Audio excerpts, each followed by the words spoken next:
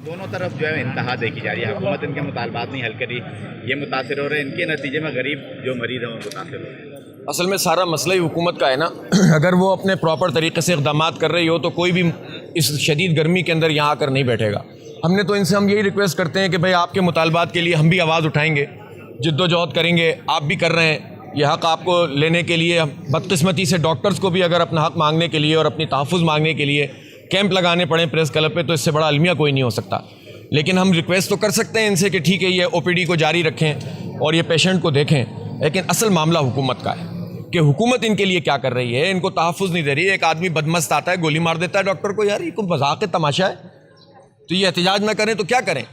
इसी तरह इनको कोई तहफ़्फ़ुज़ नहीं है, इनको PPEs नहीं मिल रहे, इनको N95 नहीं मिल रहे। ऐसा तो नहीं है कि किल्लत है, करप्शन की नज़र कर दिया है सब कुछ।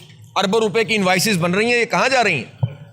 तो कोई इनसे सवाल करे तो ये नाराज़ हो जाते हैं। तो कहने का मकसद है कि सिंध हुकूमत हो या वफाकी हुकूमत हो, ये ब्लेम गेम चल रहा है। ये जो है वो एक दूसरे के ऊपर जो है वो कहानी उछाल देते हैं। असल में ना पेशेंट का कोई देखने वाला है, ना डॉक्टर्स का और नर्सिंग स्टाफ का और पैरामेडिकल स्टाफ का कोई देखने वाला है।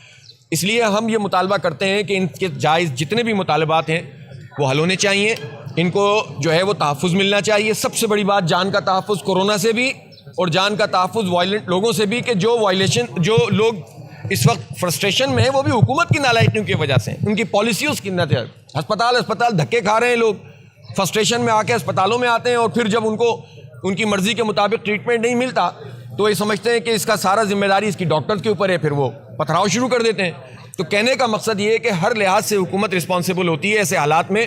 अगर वो कुछ कर रहे हो तो हम कहें कि चलें, कुछ आप कर रहे हैं, कुछ हम मिलकर करें। लेकिन अगर हुकूमत की तरफ से कुछ है ही नहीं, अगर 3-3.5 महीने में आप सिर्फ 300 HDU बेड्स बना सके हैं तो इससे बड़ी नाअहली हुकूमत की क्या होगी? पूरे सिंध के अंदर 300 आप HDU बना सके हो। आपने बड़े बड़े दावे किए कि 10,000 हमने जो है ना वो लोगों का एक अस्पताल बना दिया है। कौन सा अस्पताल था वो? आइसोलेशन सेंटर था। फिर वो 1000 पे आया, फिर वो 500 पे आया, फिर वो 87 पे आया, फिर वो 75 पे आ गया। अब कह रहे हैं 140 जो है वो बेड का HDU बनाएंगे।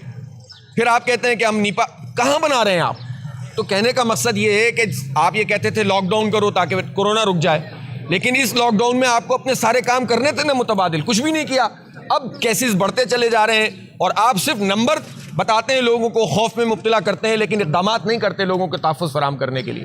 तो डॉक्टर्स भी परेशान हैं, स्टाफ भी परेशान है और आवाम भी परेशान है। हुकूमत को अपना क़िबला दुरुस्त करना होगा। हम यही बात बार बार कह रहे हैं कि इन हालात के अंदर ना कोई बड़े एहतजाज पूरी कौम इस वक्त जो है वो एफोर्ड कर सकती है, ना कोई सियासतबाजी एफोर्ड कर सकती है जो वफाक और सूबे के दरमियान है। ना वफाक कराची को कुछ देने के लिए तैयार है, ना सूबा कराची को और पूरे सिंध को कुछ देने के लिए तैयार है।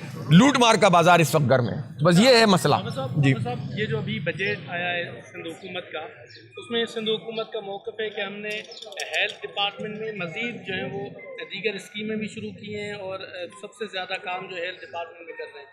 आप फील्ड के लोग हैं, आप देखते हैं चीज़ों को, वाकई कोई बेहतरी नज़र आ? देखिए, मुझे आप बताइए ना, पिछला बजट 114 से 120 अरब रुपए का था हेल्थ का, तो मुझे तो कुछ बताने की ज़रूरत नहीं, साफ़ ही सब जानते हैं। सिंध के एक अस्पताल में इस वक्त भी चले जाइए आप, इस वक्त तो इमरजेंसी है ना, तो इस इमरजेंसी में भी ये बजट को भी यूटिलाइज़ नहीं कर सके हैं और जो है वो जो इनको अब फंडिंग मिल रही है कोरोना की उसको भी यूटिलाइज़ नहीं कर रहे हैं। तो मुझे कुछ बताने की ज़रूरत ही नहीं है कि इस बजट के साथ भी क्या करेंगे।